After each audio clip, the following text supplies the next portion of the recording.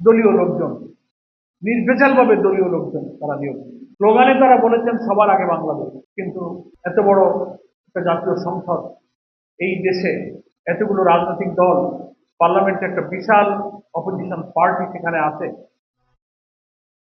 নির্বাচনের অব্যবহিত পরে তার উচিত ছিল স্থানীয় সরকারের নির্বাচন তো আমরা আগেই দাবি করেছিলাম যে before parliament local government election দেবে, কিন্তু বিএনপির কারণে সেটা হলো না। অন্তর্বর্তীকালীন সরকারের সাথে একটা গোপন আন্ডারস্ট্যান্ডিং, লন্ডন কনস্পিরেসির মধ্য দিয়ে গণভোট আগে করতে দিল না, একই দিনে গণভোট, জাতীয় ভোট, স্থানীয় সরকারও আগে হলো না। যে কারণে আজকে গণভোটের রায় না মানার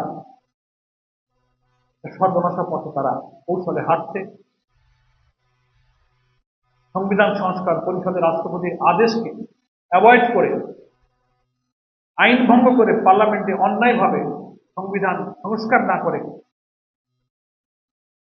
সংশোধনের নামে একটা প্রহসনের পরিকল্পনা তারা করছে।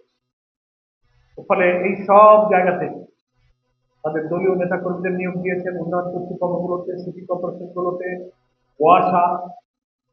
মানুষ বিস্মিত হচ্ছে। আমি দলীয়করণের বিরুদ্ধে, স্বচ্ছ এইসব প্রতিষ্ঠানে নিয়োগ প্রক্রিয়ার ব্যাপারে তাদের 31 দফায় তারা যে অঙ্গীকারটা করেছে, আমি সেটা কিছু করেছি আপনাদেরকে, তারপরে সুনির্দিষ্ট কিছু দলিল আপনাদেরকে দেব।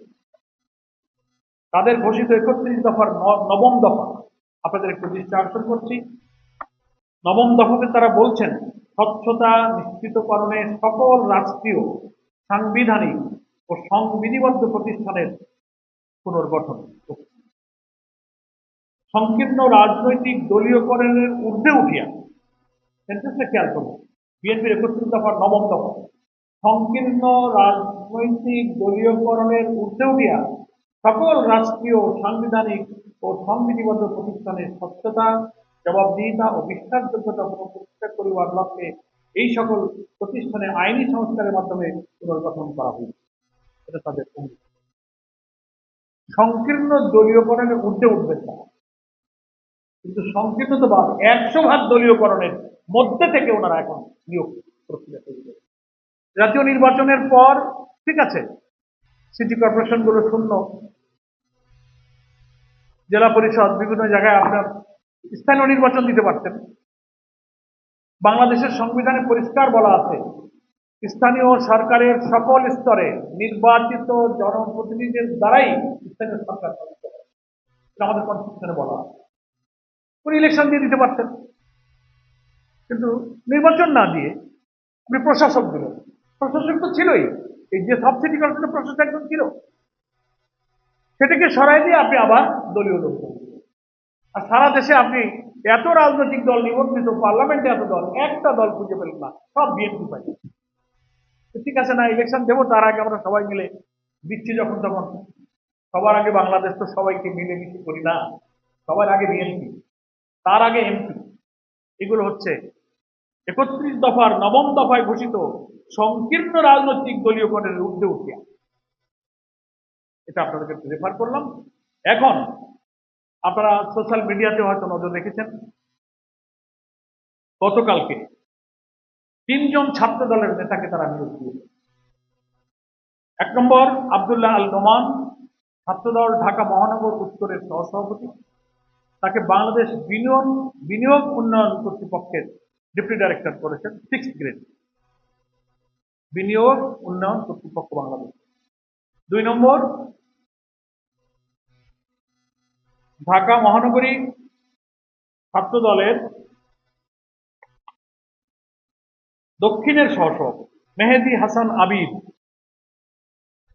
তাকে নিয়োগ দেওয়া হয়েছে মহেশখালী উন্নয়ন কর্তৃপক্ষ। এটা একটা ডেভেলপমেন্ট অথরিটি, গুরুত্বপূর্ণ হাব বাংলাদেশের উন্নয়নের জন্য। সেখানে তাকে ডেপুটি ডাইরেক্টর করা হয়েছে, 6th গ্রেড। 3 নম্বর রাকিবুল হাসান রাকিব, ঢাকা কলেজের ছাত্র দলের জয়েন্ট সেক্রেটারি, এনজিও বিষয়ক ব্যুরোর ডেপুটি ডাইরেক্টর, 6th গ্রেড। এই 3টা নিয়োগ তারা গতকালকে করেছে। আর কালকের মধ্যে আরো কিছু নিয়োগের খবর আপনাদের কাছে আমি দিচ্ছি। সবচেয়ে মানুষকে বিস্মিত করেছে, নির্বাচন বিএনপির ছিলেন রাশেদুল হক, যাকে Bangladesh overseas employment and services লিমিটেডের ব্যবস্থাপনা পরিচালক করা হয়েছে, ম্যানেজিং ডাইরেক্টর। এটিএম আব্দুল বারী ড্যানি, তিনি সহধর্ম বিষয়ক সম্পাদক বিএনপি, তাকে বাংলাদেশ আভ্যন্তরীণ নৌ পরিবহন কর্পোরেশন, যেটাকে বিআইডব্লিউটিসি বলা হয়, ইন্ডিয়ান ওয়াটার ট্রান্সপোর্ট কর্পোরেশন, তার চেয়ারম্যান বানানো হয়। শামসুল আলম কথা তো বললাম, অ্যাডিশনাল সেক্রেটারি।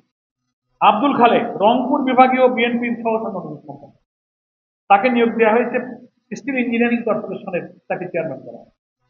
স্বায়ত্তশাসিত সংস্থা, দেখলেন তো বিএনপির ৩১ দফার ৯ম দফা বলে শোনা যায়, স্বায়ত্তশাসিত বিধিবদ্ধ সাংবিধানিক কোন সংস্থায় সম্পূর্ণ দলীয় সংকীর্ণতার ঊর্ধ্বে উঠে উন্নয়ন করে ১০০% দলীয় সংস্থার মধ্যে ঢুকে এটা করে। কাজী রওনকুল ইসলাম টিপু, বিএনপির সহ বন ও পরিবেশ বিষয়ক সম্পাদক, তাকে বানানো হয়েছে বাংলাদেশ জলবায়ু পরিবর্তন ট্রাস্ট, তার ম্যানেজিং ডিরেক্টর এমডি।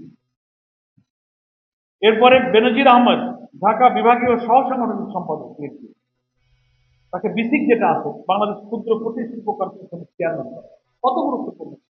বাংলাদেশের সব জেলায় বিসিকের শিল্পনগরীগুলো আছে, সেখানে ক্ষুদ্র ইন্ডাস্ট্রি, সেখানে বিনিয়োগ, নানান বেনিফিশিয়ারি পার্টিকে চাঁদাবাজি, টেন্ডারবাজি, ভূমি দখল, এগুলোর মূল যে সমস্ত জায়গা, বিনিয়োগ কর্তৃপক্ষ, মহেশখালী বিনিয়োগ কর্তৃপক্ষ, অমুক কর্তৃপক্ষ, বিসি স্টিল ইঞ্জিনিয়ারিং কর্পোরেশন, আভ্যন্তরীণ নৌ চলাচল কর্তৃপক্ষ, সব জায়গায় হচ্ছে ব্যবসা।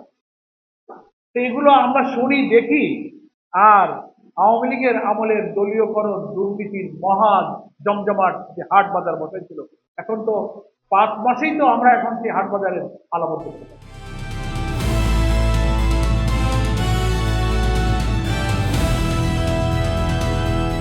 দিনাজপুর টিভি, মানুষের জীবনের কথা বলে।